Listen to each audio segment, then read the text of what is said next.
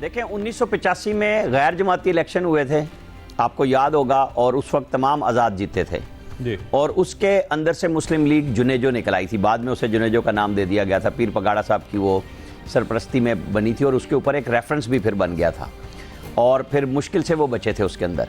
अब ये एक नया काम होगा कि वो आज़ाद जीतते हैं और ज़्यादातर अगर वो आज़ाद पीटीआई के बैक पे हैं, ज़ाहिर है जो नज़र आ रहा है सामने, तो वो क्या अपनी पार्टी जो इस वक्त इलेक्शन कमीशन में खाली है, उनका कोई चेयरमैन नहीं है, पार्टी मौजूद है ना, तो वो उसको गैर कानूनी करार दिया गया लेकिन उनके इलेक्शन का इशू है, तो हाँ वो अपनी पार्टी भी बना सकते हैं, वो दूसरी पार्टियों में भी जा सकते हैं। लेकिन ये सारी चीज़ डिपेंड करेगी कि रिजल्ट फाइनल कितना निकलता है, आज़ाद के हक में कितना है, पीपल्स पार्टी का कितना है, मुस्लिम लीग नून का कितना है, और मुस्लिम लीग नून या वो जमातें जो पहले पार्लियामेंट में इकट्ठी रही हैं वो अपना आपस में अलायंस किस सिचुएशन में बनाते हैं, क्योंकि कोई चीज़ हतमी कभी नहीं होती। नहीं कहा जा सकता।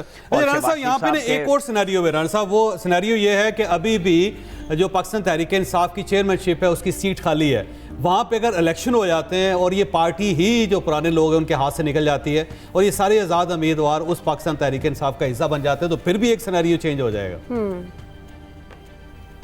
जी बिल्कुल, ये देखे ना, ये अपनी पार्टी में वापस जाने के लिए अड़ सकते हैं। डिपेंड यही करेगा कि ये कितनी बड़ी तादाद में जीतते हैं और असल की तरफ वापस लौटते हैं। यही पाकिस्तान के अंदर सियासत के अंदर एक इनकलाब भी हो सकता है। अगर हम इस फर्ज किए पे जा रहे हैं कि हाँ जी यही जीत रहे हैं और यही जीत के फाइनल खड़े होंगे, तो उसकी बुनियाद पे हम बात कर रहे हैं। तो ये देखने वाला बात होगी कि कल दोपहर तक, आज रात तक, कब तक फाइनल रिजल्ट आता है। देखे ना, कराची शहर है, लाहौर शहर है, पिंडी शहर है, रिजल्ट नहीं आ रहे, इस्लामाबाद के नहीं हो रहे, तमाम ऑफिस में इस वक्त बैठे हुए हैं, सिक्योरिटी उनके ऊपर लगी हुई है कि जी काउंटिंग हो रही है। तो ये सारी चीज़ें हमें देखनी होंगी कि जी फाइनल आउटकम क्या है। लेकिन आपकी बात ठीक है कि ये एक नया मतलब गौर की जाएगी बात कि हाँ जी आइंदा आने वाले दिनों में इन सब का मुस्तकबिल कैसे होगा। हाँ, वो ऑप्शंस ही होते हैं ना जी, वो जब मैच हो रहा होता है ना, कहते हैं एक टीम ये खेल रही है, एक टीम ये खेल रही है, और कहा जा रहा है जी तमाशाई भी तो खेल रहे हैं, सामने बैठे, हो सकता है तमाशाई जीत जाए।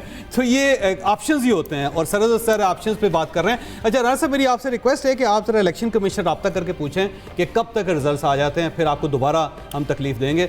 आप सराजुल हक साहब। मैं सराजुल हक साहब का रिजल्ट देख रहा था। ये लोअर दीर की जो सीट है जावेद चौधरी साहब, ये बड़ी पक्की सीट जो है वो समझी जाती है और अमीर जमात इस्लामी बड़े तगड़े हक साहब बड़े लीडर हैं, नेशनल लेवल के लीडर हैं, तो ये बड़ा अपसेट होगा यहाँ से अगर सराजुल हक साहब जो है वो हार जाते हैं। ये आखिरी दिनों में उधर ही थे, उधर ही उन्होंने अपने जलसे किए, कैंपेन भी अच्छी की थी।